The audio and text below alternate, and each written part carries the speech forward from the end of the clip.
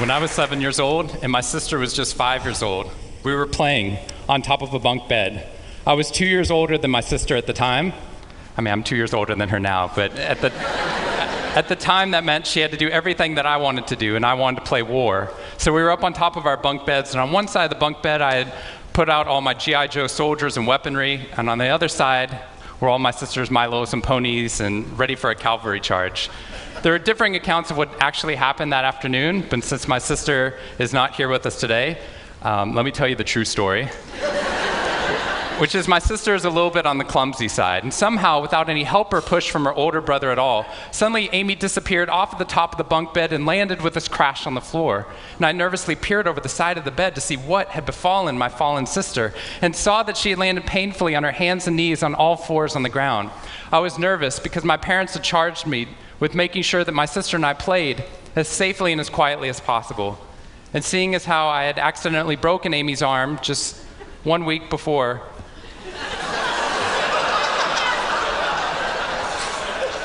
heroically pushing her out of the way of an oncoming imaginary sniper bullet, for which I have yet to be thanked. I was trying as hard as I could. She didn't even see it coming. I was trying as hard as I could to be on my best behavior, and I saw my sister's face this wail of pain and suffering and surprise, threatening to erupt from her mouth and threatening to wake my parents from the long winter's nap for which they had settled. So I did the only thing my little frantic 7-year-old brain could think to do to avert this tragedy. If you have children, you've seen this hundreds of times before. I said, Amy, wait, don't cry, don't cry. Did you see how you landed? No human lands on all fours like that. Amy, I think this means you're a unicorn. Now that was cheating, because there's nothing in the world my sister would want more than not to be Amy the hurt 5-year-old little sister, but Amy the special unicorn. Of course, this was an option that was open to her brain at no point in the past, and you could see on my poor, manipulated sister's face conflict, as her little brain attempted to devote resources to feeling the pain and suffering surprise she just experienced, or contemplating her newfound identity as a unicorn. And the latter won out. Instead of crying, instead of ceasing our play, instead of waking my parents with all the negative consequences that would have ensued for me, instead, a smile spread across her face, and she scrambled right back up onto the bunk bed with all the grace of a baby unicorn. With one broken leg. What we stumbled across at this tender age of just 5 and 7, we had no idea at the time, was something that was going to be at the vanguard of a scientific revolution occurring 2 decades later in the way that we look at the human brain. What we had stumbled across is something called positive psychology, which is the reason that I'm here today and the reason that I wake up every morning. When I first started talking about this research outside of academia, out with companies and schools, the very first thing they said to never do is to start your talk with a graph. The very first thing I wanted to do is start my talk with a graph. This graph looks boring, but this graph is the reason that I get excited and wake up every morning. And this graph doesn't even mean anything. It's fake data. What we found is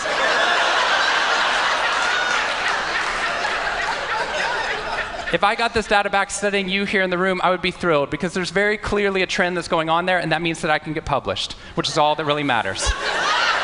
The fact that there's one weird red dot that's up above the curve, there's one weird in the room, you know who you are, I saw you earlier. That's no problem. That's no problem, as most of you know, because I can just delete that dot. I can delete that dot because that's clearly a measurement error, and we know that's a measurement error because it's messing up my data. So one of the very first things that we teach people in economics and statistics and business and psychology courses is how, in a statistically valid way, do we eliminate the weirdos? How do we eliminate the outliers? So that we can find the line of best fit, which is fantastic if I'm trying to find out how many Advil the average person should be taking, too. But if I'm interested in potential, if I'm interested in your potential, or for happiness, or productivity, or energy, or creativity, what we're doing is we're creating the cult of the average with science. If I ask a question like, how fast can a child learn how to read in a classroom? Scientists change the answer to, how fast does the average child learn how to read in that classroom? And then we tailor the class right towards the average. Now, if you fall below the average on this curve, then psychologists get thrilled, because that means you're either depressed, or you have a disorder, or hopefully both. We're hoping for both, because our business model is if you come into a therapy session with one problem, we want to make sure you leave knowing you have 10. So you'll keep coming back over and over again. We'll go back into your childhood if necessary, but eventually what we want to do is to make you normal again. But normal is merely average. And what I posit, and what positive psychology posits, is that if we study what is merely average, we will remain merely average. That instead of deleting those positive outliers, what I intentionally do is come into a population like this one and says, why?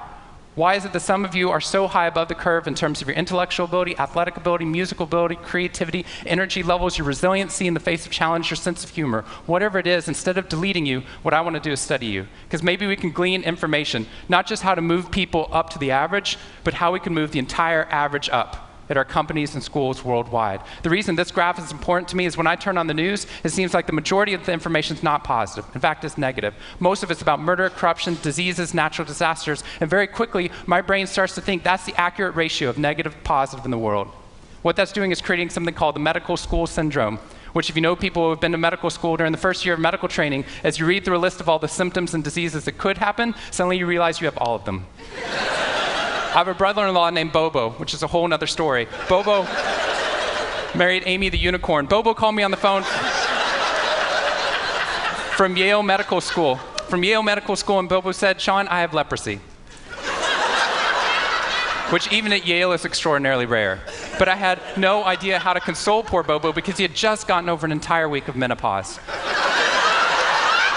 See, what we're finding is it's not necessarily the reality that shapes us, but the lens through which your brain views the world that shapes your reality. And if we can change the lens, not only can we change your happiness, we can change every single educational and business outcome at the same time.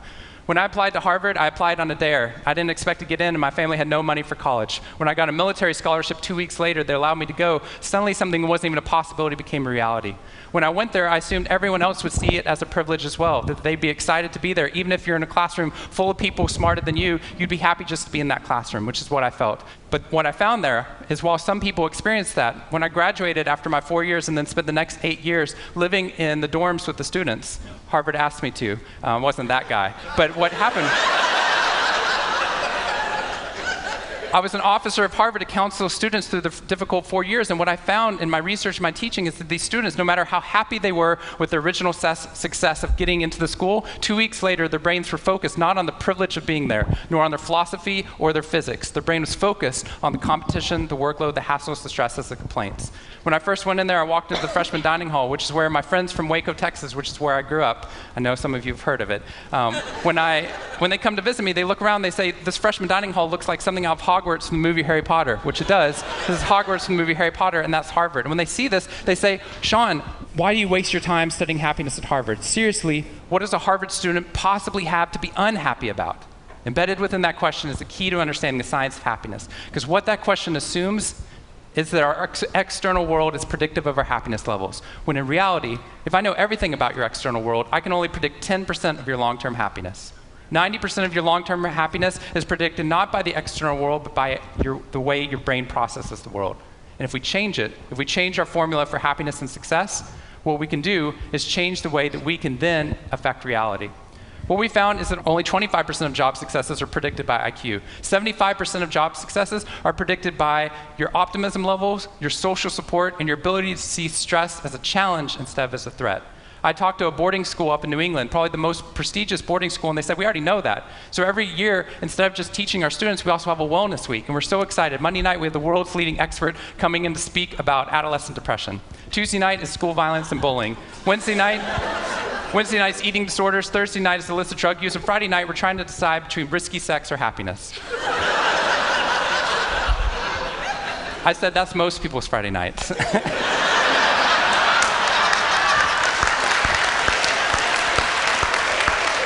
Which I'm glad you liked, but they did not like that at all. Silence on the phone. And into the silence, I said, "I'd be happy to speak at your school, but just so you know, that's not a wellness week, that's a sickness week." What you've done is you've outlined all the negative things that can happen, but not talked about the positive. The absence of disease is not health. Here's how we get to health. We need to reverse the formula for happiness and success.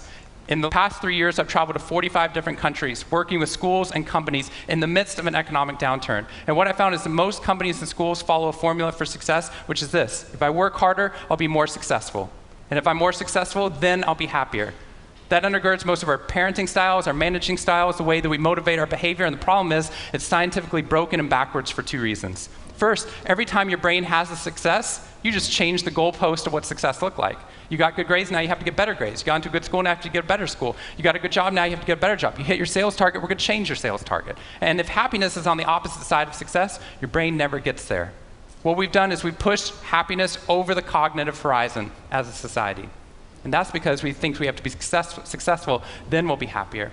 But the real problem is our brains work in the opposite order. If you can raise somebody's level of positivity in the present, then their brain experiences what we now call a happiness advantage, which is your brain at positive performs significantly better than it does at negative, neutral, or stressed.